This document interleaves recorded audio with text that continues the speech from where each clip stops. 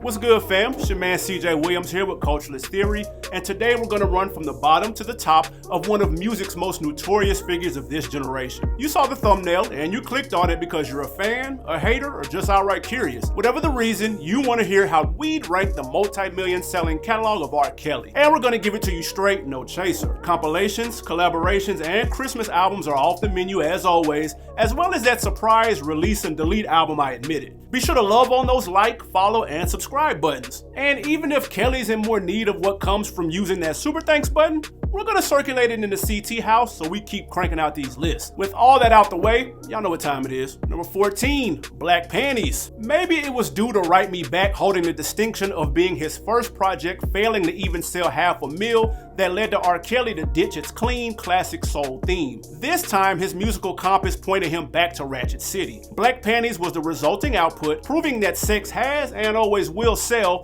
as this nudged him back into gold territory. Noting that he wanted to summon the original 12-play energy for this album, in certain aspects, he did just that. Not in the vein of, this joint's got at least 3 certified classics, but instead, a lot of these songs haven't aged well at all. Backsliding into the lane that he created, but has since become filled by a younger generation, has proven disastrous. Erroneous moves like Throw This Money on You, My Story featuring 2 Chainz, Spin That alongside Jeezy and Cookie are not good looks by any means. And while it's hilarious that he tells a chick she needs a Hall sandwich for a hellacious case of morning breath, said prelude and preceding track, Marry the P, could be the most self-incriminating and trite creations he's ever put on record. The lines between the artist and artistry are legally blind blurry. Shut Up is a precursor to what became his 20-minute confessional, I admit it, just far less intense or interesting. About the only joints worth sniffing out here are Sex Genius, All the Way featuring Kelly Rowland, and Leg Shakin' alongside a piece disturbing AT-Alien called Luda. And maybe that Show Your P track on the deluxe version. In conclusion, the majority of this album was built to be experienced as a quickie versus a reoccurring playthrough. Listen once, twirl it around, and toss it in the wind. Number 13, The Buffet. Even though his latest studio album failed to even come within earshot of 500,000 sold, somehow The Buffet still placed inside the top 20 of the Billboard 200 and topped the hip hop and R&B charts. Mark that as one of those stranger things have happened. Arriving in stores 2 years and a day after his last project, this smorgasbord of sounds is as mixed as the title suggests. If you dig his nasty contemporary side, then you're covered with entries like Marching Band with Juicy J, Anything Goes with Ty Dolla $ign, and Poetic Sex. Although he really should have chosen some of his words a bit more carefully on the latter. If you prefer the smoother grooves, head directly to Backyard Party, All My Fault, and Wake Up Everybody. As with any given buffet, not everything's going to suit everyone's taste. For us, that's going to include Let's Make Some Noise, Sex Time, and Let's Be Real. And if we're being real ourselves, how one makes a career of singing about hitting and quitting any woman that warms up his plate, only to turn right back around and say he couldn't sleep in one woman's bed of lies is quite asinine. I'm just saying. As far as the extras on the deluxe platter, most of them pass the ear candy test. Just ignore the auto-tune junk I Tried and the made for your favorite country radio station Barely Breathing and you'll be alright. Unless Kelly manages to resurrect his career post-penitentiary years, this album will serve as a less than fulfilling ending to a run spanning across 3 decades. The flip side is he's already given us a top-notch buffet quite some time ago. Number 12, Untitled. Resilience. That's the main thing that comes to mind on the topic of this album with no name. Why did it come out the closet nameless, you ask? Well, it was originally billed as 12 play 4th quarter, but you know, internet leaks and the like led to the initial batch of music being thrown out of bounds, though you'll still hear Kel shout out that title periodically. Do a little deep diving and we're sure you can find the remains though. Anyhow, this entire album rollout was a mess. The intended lead single, Superman High featuring OJ the Juice Man, was reduced to promo single status due to behind the scenes politics. We say it's a blessing in disguise being it holds all of the reused value of a Q-tip. The re-emerging Yodel master within Kelly on Echo and Prince summoning Religious were well outside of the top 20 of the hip hop and R&B charts, while number 1 alongside Carrie Hilson peaked at the 8th spot. For every song that's a pass, we get one that equally isn't. We can roll with Whole Lotta Kisses, Banging the Headboard, and Like I Do, which sounds similar to the Dream Shawty Is the Shit. Take a look at the credits and lo and behold, they're both produced by Dream's frequent collaborator, Carlos McKinney. Yo, speaking of the Dream, he's featured with Tyrese and Robin Thicke on the album Closer Pregnant, which is oddly enough marred by Kel's being on his Mac shit at precisely the wrong time. Text Me, Be My Number 2, and the futuristic soundscapes of I Love the DJ should have also set out this quarter. In spite of all of the false starts and fumbles surrounding the anonymous album, it resiliently capped off a streak of 9 consecutive #1 hip-hop and R&B charting albums. Make that 11 when including his pair of collabs with Jigga. The only thing running is numbers, fam. Kel struck platinum for 15 years. Damn, where's the love? Number 11, Write Me Back. You never miss your gold and platinum till the plaques stop arriving. 2012's Write Me Back is only one of 2 R.Kelly main solo projects to miss said sales achievements. After listening in and sliding off our headphones, let's see if we can figure out why. Well, one major difference is that there are absolutely 0 vocal guests here. This is through and through the R.Kelly show, and only a scant few tapped in to help with production. The sound is a continuation of the Love Letter project, but something was lost in translation from that album to this one. There's still plenty of upbeat grooves you can step to and hum along with. Some of the best include Lady Sunday, Fool for You, plus the singles Feeling Single and Share My Love. Believe That It's So is also jamming from its mid-tempo beginning to its upbeat transition toward the end that encourages finger snapping, hand clapping, while balancing your drink up in the air with your crazy ass friends. And believe it or not, all 4 additional tracks on the deluxe edition are worthy of more than one playthrough. It's especially nice to hear Kel summoning MJ's Do You Remember the Time near the conclusion of You Are My World, and his detailed description of his journey to meet his distant lady on One Step Closer. What holds this album back is the filler in between that isn't as cohesive as the album's predecessor. Believe in Me, Clipped Wings, Green Light are not bad per se, but they're far from some of his most memorable material. Party Jumpin' and All Rounds on Me sound like they'd go perfect in a 60s era musical, which we don't want to hear more than once. We knew that he was capable of better, and simply put, he didn't come through, which is why not many listeners picked up this album. But it's not as bad as the numbers may suggest, so don't completely write this one off before taking it in yourself. Number 10, Double Up. Continuing most of the vibes from his effort 2 years prior, Double Up begins on shaky grounds. You'll have to trudge through a useless Swiss Beats intro and 2 other songs before arriving at Get Dirty featuring Chamillionaire. It has a companion track near the bottom half, Rollin', which can also be grouped under the pile right beside the auto-tune special, Leave Your Name, and bonus track Ringtone. Real talk feels like you're eavesdropping on him cursing out one of his club pickups that he let hang on 5 years longer than expected. Same Girl with Usher is your requisite R&B duet, while the I'm a Flirt remix featuring T.I. and Sanger turned Ice-T slanger T-Pain Open Summer with Lipton Peach Iced Tea ticks the box of hip-hop and R&B collaboration. If you're wondering where the original version is, you'll need to check out Bow Wow's album The Price of Fame for that. Rockstar with Ludacris and Kid Rock is a left-turn mashup we didn't expect to hear that gets a pass. The Zoo parallels the silliness of Bloodhound Gang's The Bad Touch, as we can guarantee you he's the only man to ever refer to himself as a sexosaurus. His metaphors are out of this galaxy on sex planets,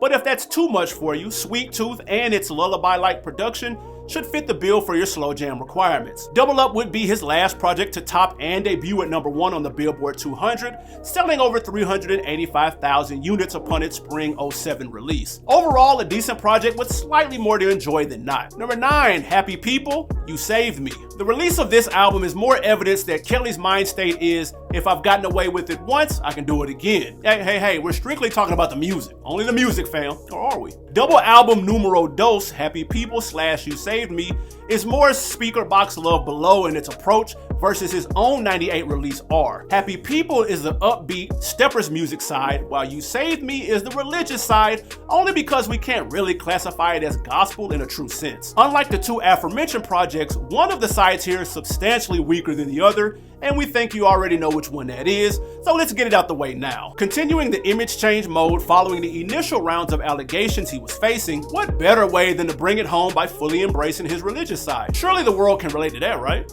Well, You Saved Me just ain't cutting it. The title track served as that side's lone single, and if it's long gone from your memory banks, it's all for the better. We appreciate that the reuniting with Kelly Price is for a song that's not as dramatic as Friend of Mine remix, but at the same time, Three-Way Phone Call, which also features Kim Burrell, is far less replayable than the former. All that's really worth saving from this side is When I Think About You, Spirit, and Leap of Faith, which sounds like it could have been a leftover from the 1995 eponymous album. The rest you just can't help but to question their sincerity. A sprinkle of these religious light songs from him are fine, but an entire album? Now, as far as the album / titular track responsible for helping move over 3 million units off the shelves, Happy people, yeah. Oh, yeah. This is more like it. Another one of his jams that was not a #1 hit, it still feels and sounds like one to this day. The vibes are here just as happy and grooving as he says they are, which holds true for the majority of this disc. The self-proclaimed musical weatherman never sounded better singing about something he'll never experience on the joyful stepping into heaven, which easily could have assisted with pushing sales numbers even higher had it been released as a single. It's Your Birthday is a great alternative Born Day celebration track if you're burned out on all the other staples, while Love Signals and Ladies Night are certain to brighten any sour moods. As for that image change goal, 20+ chapters of being in the closet following this is all we've got to say in response to that. Even without You Saved Me bogging the scales down on this dual disc project, it still wouldn't have placed any higher than the remaining records we're about to go over. As you may or may not know, R.Kelly has never been one to shy away from making music for a wide range of artists, be it as a writer, producer, or featured vocalist. We could make an entire list about that on its own, but here's a few of our favorites that quickly come to mind.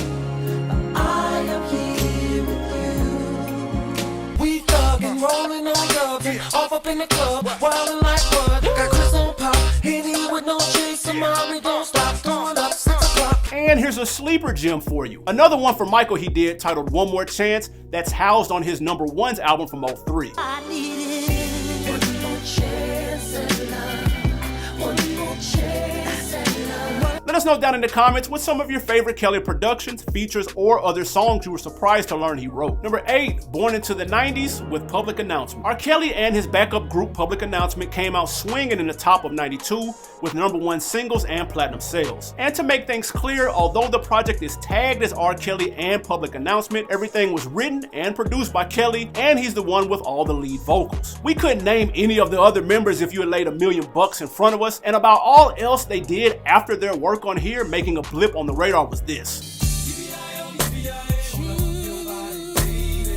Chaos had an equal love for rapping as he did for singing, sliding back and forth between each style right from the get-go on lead single She's Got That Vibe. The upbeat New Jack Swing track still shines in all of its early 90s glory. Listen closely towards the end of the album version and you'll hear a shout out to one of the girls who'd be the first source of controversy in his life story. Ironic how the ending of his career as we know it was developing right from the start. Additional single releases Dedicated, Honey Love, and Slow Dance hold up just as well. Surprisingly, we can echo that on album cuts I Know What You Need, complete with a rap from one of the PA members, and the saxophone-laced smooth grooves in Hangin' On. However, Keep It Street and Definition of a Hottie quickly cooled off after their year of release. Not bad for one of the early examples of why 90s R&B is still loved and pumped across the radio waves to this day. #7, TP3 Reloaded. Following the relatively short string of projects that lacked the need of a parental advisory warning, the Pied Piper was ready to switch gears again, this time making a new entry into the 12-play series. While the single choices were questionable because, I mean seriously, nobody was fiending for the reggaeton-based Burn It Up from R.Kelly. Players Only with Rookie of the Year, The Game on deck, and Slow Wine Ain't Bad, but that Trapped in the Closet series?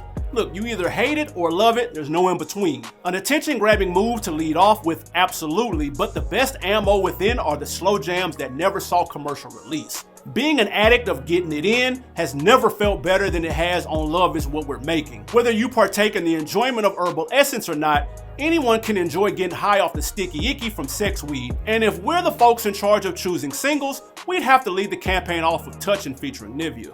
Had Kelly supplied his once label mate with more material along the lines of this track instead of that laundromat joint, who knows how her career would have progressed. Put My T-Shirt On fares just as well as Destiny's Child's t-shirt, and far better than them franchise boys' white tee, who started the t-shirt song fad in '04. Reggae Bump Bump featuring Elephant Man is the new for '05 rendition about what he likes to feel on, which we can dig. The opposite holds true for the cold garbage that his girls go crazy, and yeah, most of the blame is on Baby's presence. Despite the missteps, TP3 is a solid offering that holds up just as good now as it did upon release. #6, Love Letter. The lead single, When a Woman Loves, on Kelly's late 2010 Love Letter album, was the cue that he's once again changing the direction of his sound, leading into the modern retro vibes that have been taken on by the likes of Raphael Sadiq and Joss Stone. It was a much needed breath of fresh air for the Chi-Town crooner. On I Just Can't Get Enough, he sounds as invigorated as the late Marvin Gaye did on Sexual Healing, as he sings a song on Fiendin' for the Good Good, while also summoning MJ by the time he's done on Not Feeling the Love. Nobody has yet to top the emotional brokenness Lenny Williams displayed on his classic Cause I Love You, but Robert gives his best shot in the convincing form on How Do I Tell Her. We haven't heard him in such despair since, maybe that one time with Gayle King. You know what? Never mind. Number one hit never came close to achieving its namesake on the charts, but our ears beg to differ because it most certainly should have been. The title track and Radio Message were also solid singles. Although it didn't help her music career not one bit, some of K. Michelle's earliest vocals are heard on the upbeat duet Love Is. We truly don't have any bones to pick from the gold-selling Love Letter, as this is an underappreciated sweet spot in his discography that's cringe-free from top to bottom. The fact this album lacks those key standouts like the next 5 is what keeps it at slot number 6. Number 5, R.Kelly. Kelly don't make the list, don't be mad at he. Just keep making the hits like a factory. Robert used the positive momentum to keep himself moving forward with gusto, delivering his eponymous album almost 2 years to the date after 12 play. 3 out of the 4 singles dropped topped the R&B charts, while the album became his first number 1 on the Billboard 200. The forgotten about Thank God It's Friday wanted to be that feel-good song that you could throw on at the end of every week, but a little something was missing. A perfect mid-tempo ode to some of man's favorite things is heard on You Remind Me of Something. Can you imagine what the video would have looked like had it premiered in the BET Uncut era though? I Can't Sleep Baby is just the beginning stages of some of the more emotional tunes that he'd crank out. While Down Low, Nobody Has to Know, featuring the Isley Brothers,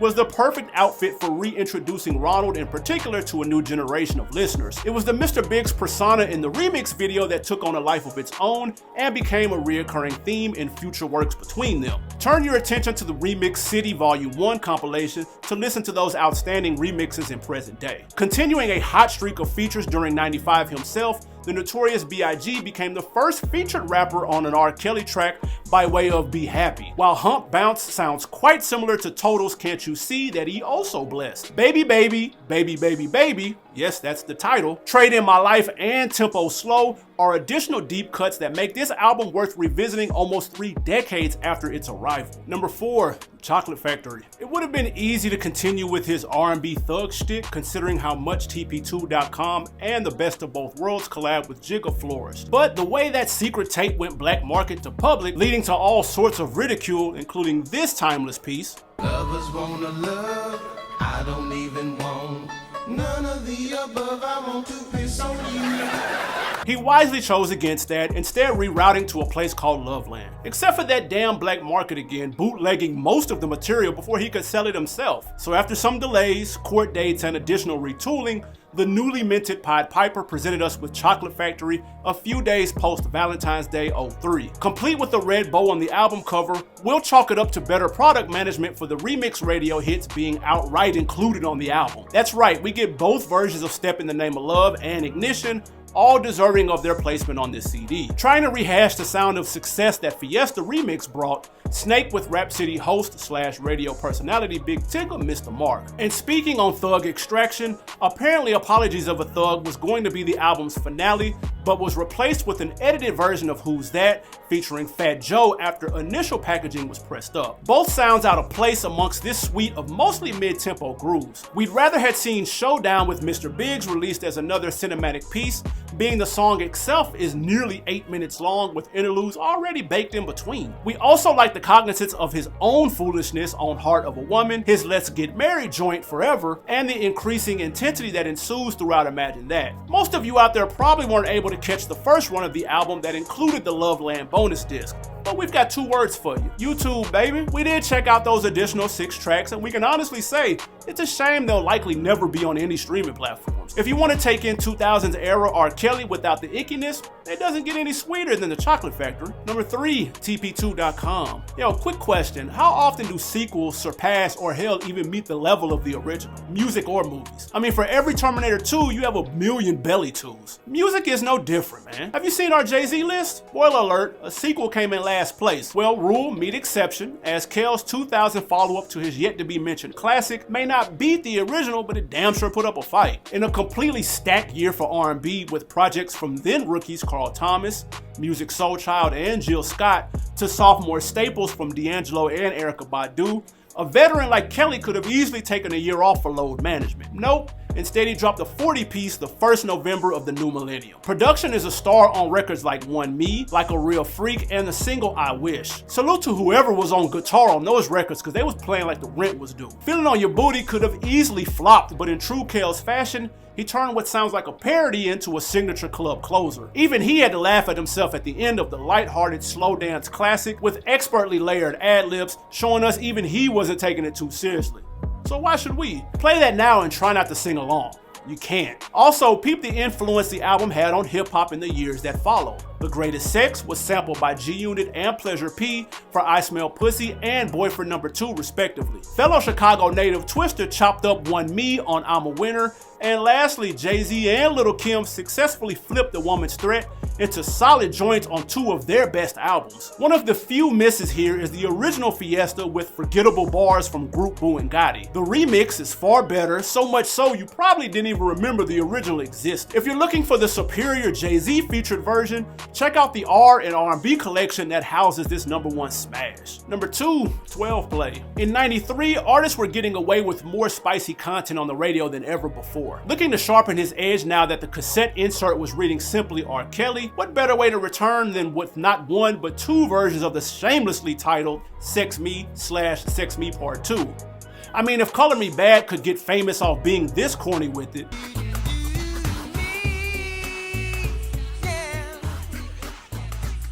certainly a young, smooth brother like Kelly could produce and arrange a whole album about the subject 1,000 times better, right? Of course the answer was a resounding yes, as the influence of 12 Play is immeasurable at this point. Hell, the number of babies conceived while this album was in rotation is too, a fact that the author is very proud of. The other releases are also time-tested winners guaranteed to get you in the mood to populate. Your Body's Calling, It Seems Like You're Ready, and his signature Freaky song Bump and Grind. If you're not already convinced of their classic status, there's nothing we can say now to make you feel otherwise. However, the main reason why this is our runner-up pick versus numero uno is the quality of the album cuts. Sure, Sadie and Homie Lover Friend are fine, but after that, we're saddled with pure throwaways. We're looking at you, Back to the Hood of Things, Freak That Body, and I Like the Crotch on You. Besides the fact of him giving us telltale signs as to what he's really looking at behind those sunshades, 6 million plus buyers helped fuel many years of great music to come. Not to mention, it gave a template that's been heavily mimicked ever since. Number 1, R. Is it because Rakim already used the title The 18th Letter, Kelly named the follow-up to his eponymous album R? Too exhausted to muster a compelling name after cranking out a double album that's over 2 hours long? Hey, whatever the case, this 1998 outing was a true buffet of music that widely expanded his horizons. Finally opening up the production boards to a select few outsiders, the party starts off with the G-Funk bounce Home Alone alongside Keith Murray. Whoever G1 is perfectly mimicked a DJ Quick style production. Puff and his hitmen came right behind that on the fittingly titled Spending Money, with nearly everything else split between Polk and Tone, aka the Trackmasters, and Kelly himself. He falls back to hook provider on the smooth flowing posse cut We Ride, featuring Vegas Cats, Nori, Cameron, and Jay-Z on disc 1, while cross-borough rival Nas and Kelly Price popped up for Money Makes the World Go Round on disc 2. There are a couple of other hip-hop and R&B mashups spread throughout, but the reigning force on this magnum opus are Kelly's passionate ballads, particularly on disc 1. Although its title is never outright mentioned, Suicide serves as the 90s rendition of Charlene, and What I Feel/Issues is his fiery yet vulnerable rebuttal to all of his perceived haters and critics that literally comes to a thunderous end. What's perplexing is how this song holds 1,000 times more weight for him nowadays. Etc. is a syrupy sweet slow jam where he also establishes his love for the IHOP, as it's been name dropped abundantly in his music ever since. Seems like a missed promo campaign op if you ask us, seeing how many musical acts were beginning to hawk this, that, and the third. Snoop Dogg. Kels is so excited to get up out the car and into a hotel that he's blissfully yodeling by the end of Get Up on a Room, with one-time protege Sparkle helping drive the point home. The pinnacle of emotions overflows on If I Could Turn Back the Hands of Time, the love child encouraging Half on a Baby, and Grammy-nominated Song of Sorrow When a Woman's Fed Up. You can cry a river, till an ocean starts to form. Yeah. You're welcome for the inspiration, Justin. Disc 2 is no slouch, but it's clearly not equal to the first. Down Low, Double Life picks up right where parts 1 and 2 left off,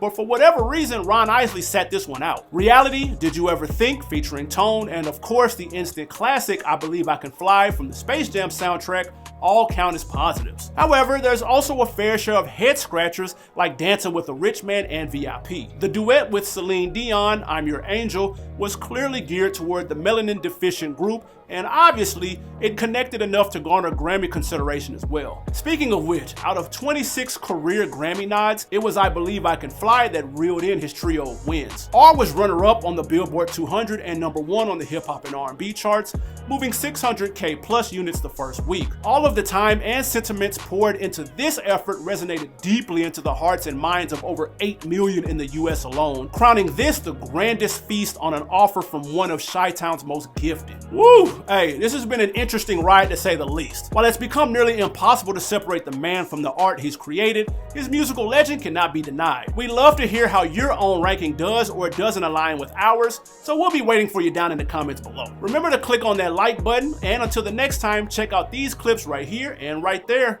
I'm CJ Williams for Culturalist Theory. Peace.